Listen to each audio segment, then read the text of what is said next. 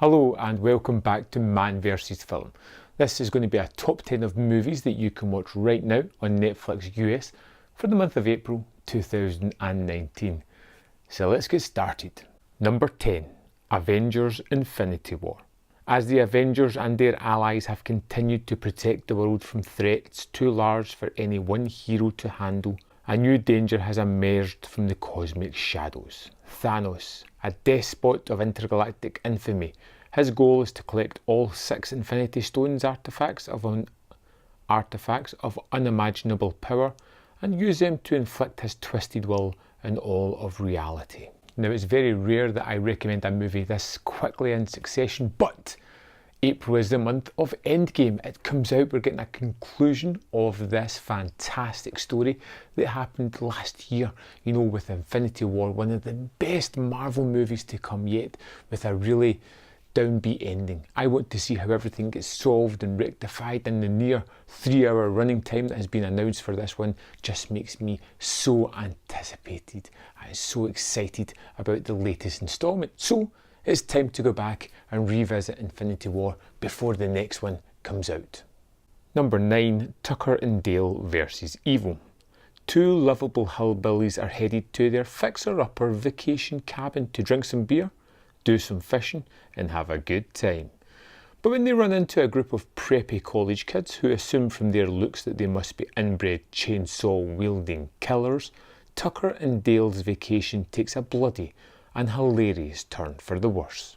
I love Tucker and Dale vs Evil. It is fantastic. For the horror fan out there, this really does turn the whole familiar story on its head. This time around, we follow those crazed looking hillbillies in the form of Tucker and Dale, 2 lovable losers who are just misguided and misinterpreted by these preppy college kids, who in fact turn out to be the bad guys, and in a series of hilarious scenes somehow manage to kill themselves in front of Tucker and Dale, who only believe that these kids are just absolutely crazy for doing this in front of them.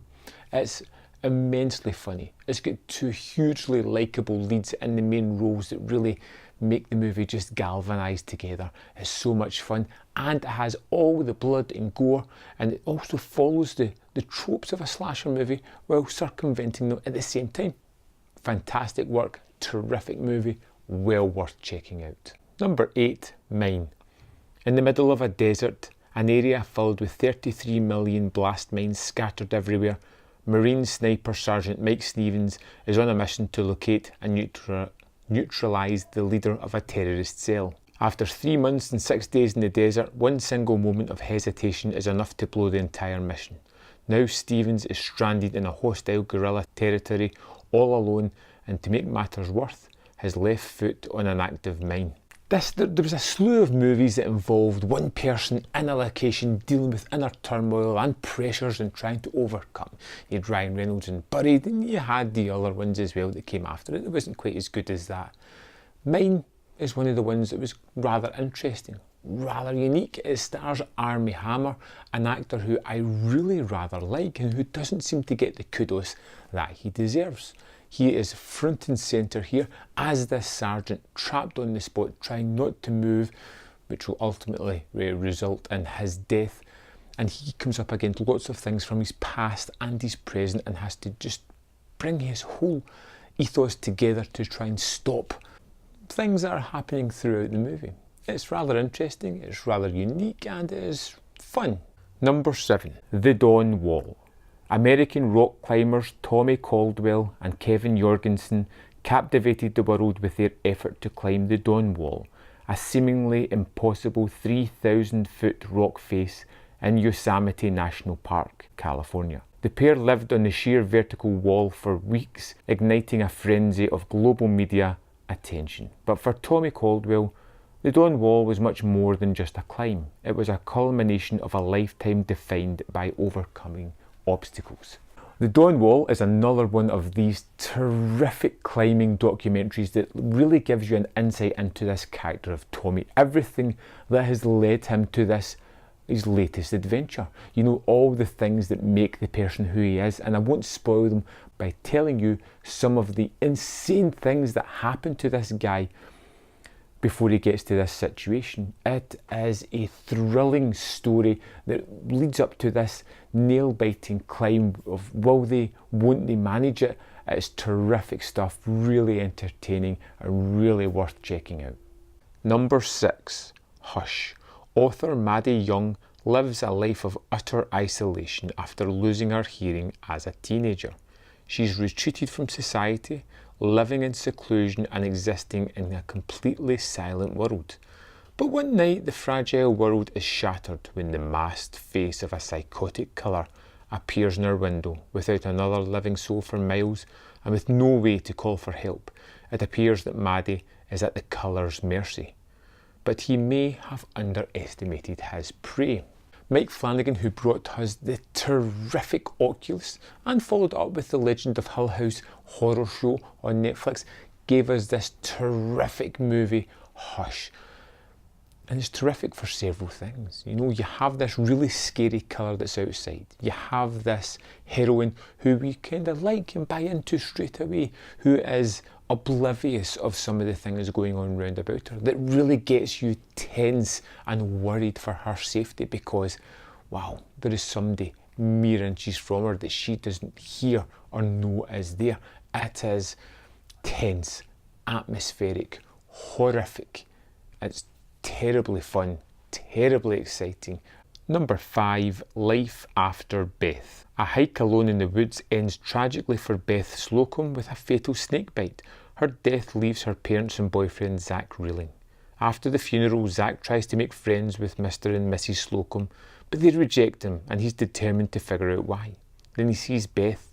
Her parents are trying to keep her resurrection a secret, but zombie Beth provides Zach with the opportunity to do everything with her that he didn't get to do while she was still alive.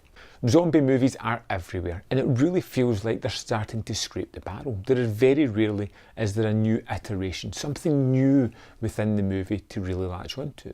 Life After Beth gives us an allegory for a relationship that is ultimately dying.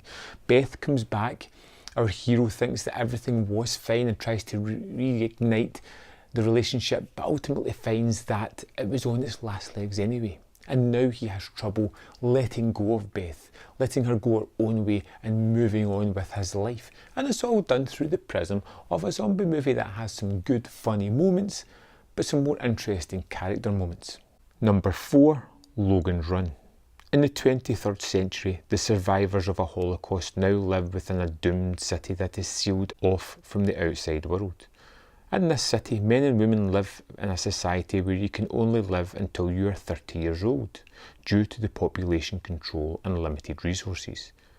The people have two choices. They can either take part in an extermination ceremony called the carousel, where they are promised a rebirth, or they can go on the run and escape. Michael York and Jenny Agutter star in this science fiction classic from the 70s. It has a terrific setup, a fantastic story that never quite lands, but it's almost at classic level for me. I really enjoy the first part of this movie, seeing the sort of utopia that they have created, but this ultimate utopia has, you know, one major down point. You're only going to get to 30 and then that is you. Your fun times are over.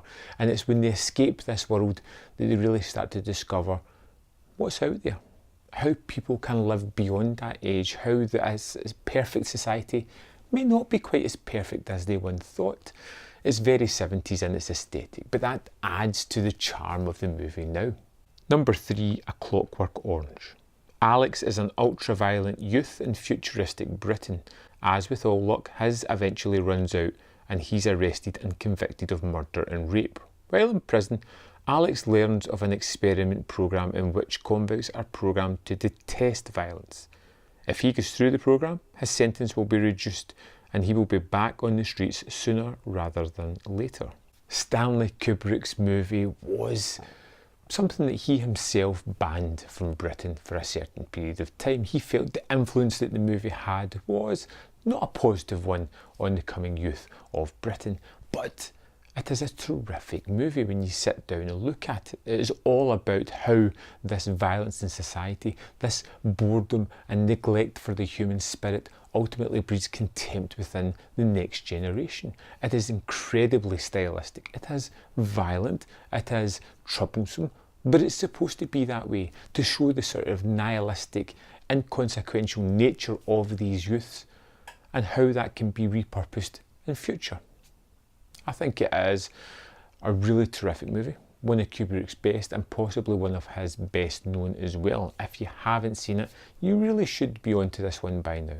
Number 2, The Dirt. Based in Motley Crue's 2001 best-selling autobiography, The Dirt is an unflinching and uncensored story about sex, drugs and rock and roll fame and the high price of excess. The film shows us just how Nikki Sixx, Mick Mars, Tommy Lee and Vince Neil took Motley Crue from the Sunset Strip to the world's stage and what it meant to become the world's most notorious rock band. This is one of those movies that feels like it's hitting bullet points and it's rather have more fun with just showing you some of the crazy antics that this band got up to. So it doesn't give you a deep dive into the story or the characters, which is fine because you kind of get the idea that this is going for comedy more than sort of a deep dive into the band, you know, which is fine. It is funny, it is outrageous, the situations that these guys get themselves into, not because they want to be in the newspapers for being rather crazy, but just because these are folk that have had success and just go plain nuts.